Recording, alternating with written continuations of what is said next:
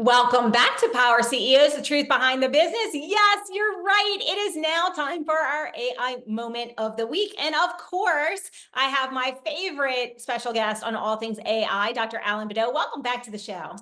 Thanks, Jen. Great to be here. So I want to talk a little bit about the keynote from NVIDIA's CEO at CES. He talked a little bit about the tech trends, the future of AI, and how really this is a rapidly evolving scope. There's limitless potential of AI across industries. And I'm going to read the quote, and I'm going to read, sorry, I don't usually read from something, but the quote is, the IT department of every company is going to be the HR department of AI agents in the future. I thought that was really profound. It's something you and I have talked about before. And IT right now manages and maintains a bunch of software right now from that industry. But we now need to maintain, nurture, onboard AI agents. And with that comes soft skills and so many other skill sets.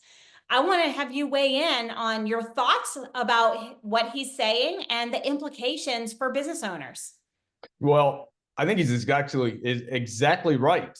As you know, we've been in the business of developing cognitive personas for a few years, and we have tailored those specifically so that they are experts in a certain field. We're not trying to develop agents that are just general. But what that means is that as you are looking at how you're going to deploy them into your business, that means that your IT department is going to have to manage those new agents. And those agents can be HR experts. Those agents can be, work on the back end on the financial aspects of it. They can work on the front end with your customers if you have a service desk.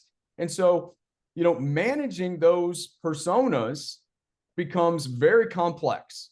It means that somebody has to sit with them. Somebody has to watch them. They have to have a manager. You have to keep a human in the loop. You have to make sure they behave and they don't go off the rails. And those challenges are not simple, and they are not going to be easy to handle by current IT departments, because that's really not their skill sets. Because these AI agents are going to be inquisitive. They're going to try to solve hard problems. They're going to try to do things maybe they shouldn't do. And so that's going to put a greater emphasis on what your IT department has to do. And so being able to understand them, being able to make sure that they're working the way that you anticipate that they will, means you're going to have a lot of HR skills moving forward, because, if you don't handle them the right way, it's going to be a problem.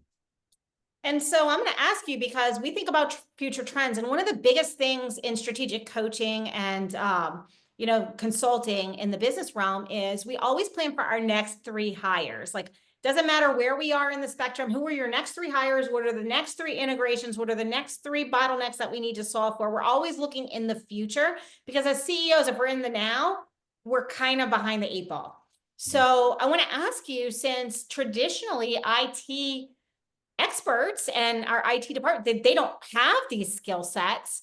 These are traditional HR skill sets. It's kind of a merging of those 2 departments, really, if you think about it. What do you think, what should we be thinking about when we think about evaluating and assessing our teams? Because we talk a lot about, do you have the right people on the bus? Are they in the right seats on the bus? Well, the answer is maybe they're not in the right seat in the bus if they're a traditional IT person when we talk about AI agents. How should we be thinking about this strategically and looking at this as business owners?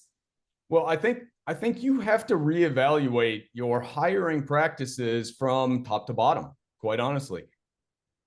We're developing today. This is not something in the future. This is today, where AI agents are subject matter experts in certain fields, whether it's executive coaching in some cases, whether it is a construction type worker, whether it's insurance, healthcare, whatever it is.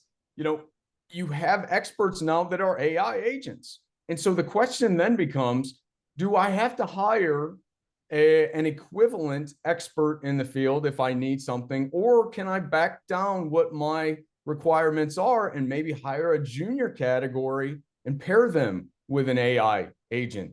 And so you have to look at that really from top to bottom, from your COO to your CFO to your CTO, all the way down to your service desk representative, because that's how complex these relationships are starting to get. And so, we've seen layoffs and, Meta that has, announced them in other large tech industries. And we've seen where they've come out to say 80% of our software is going to be developed by AI going forward.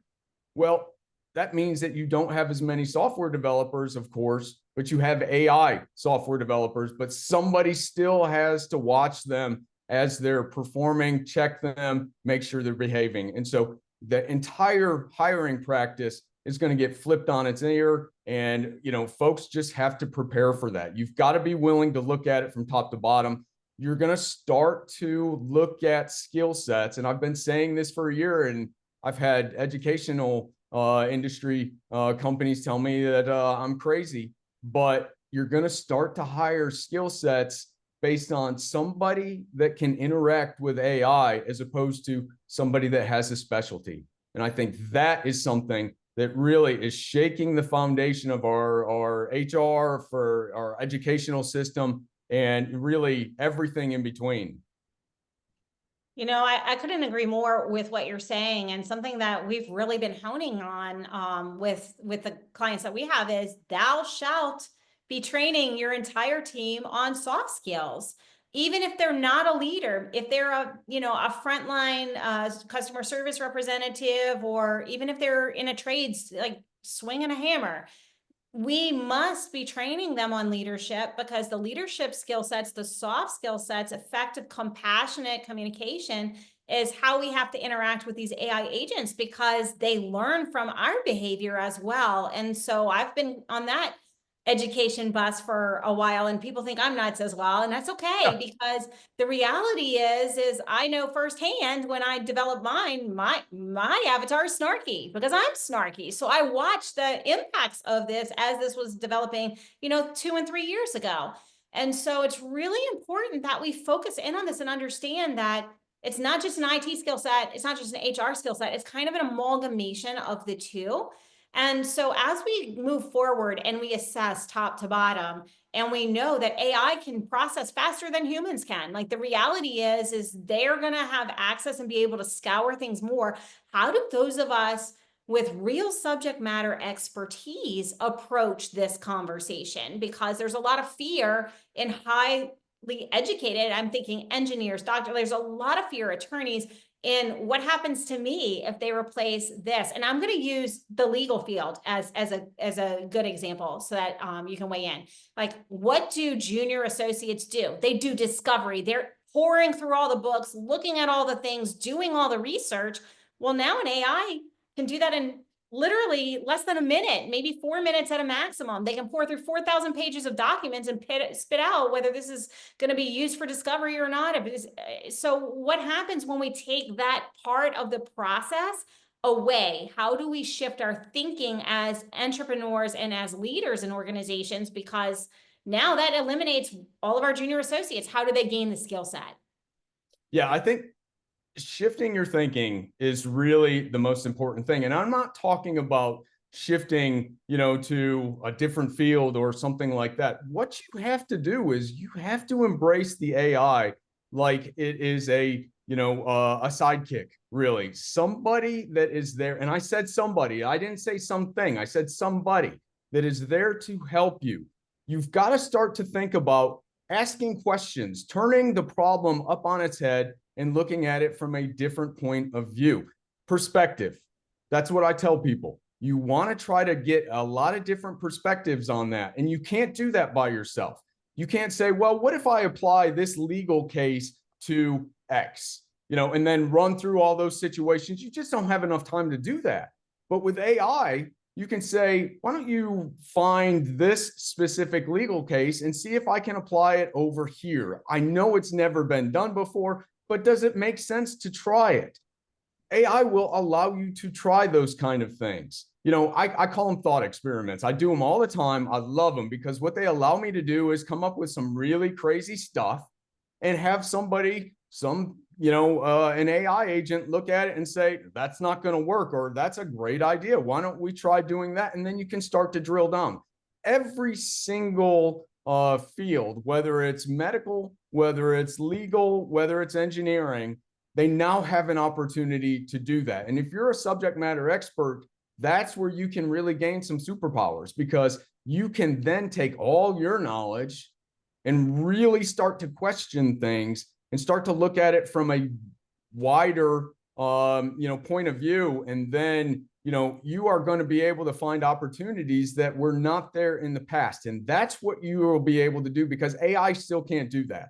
We're not any closer to AGI than we were 6 months ago. I don't care what the press is saying and getting these bold statements. It's just not reality yet, but it's going to get there eventually. And until it does, that's where the human and the subject matter expert can come into play. That's what you're supposed to do. You're supposed to think, that there's no box and you can go anywhere with it. AI will allow you to run those scenarios that you just couldn't do before. Yeah, and do it very rapidly, I might add. That's right. Thank you so much for your insights. We do have to take a break, a brief break, but Alan, how can people reach out to you?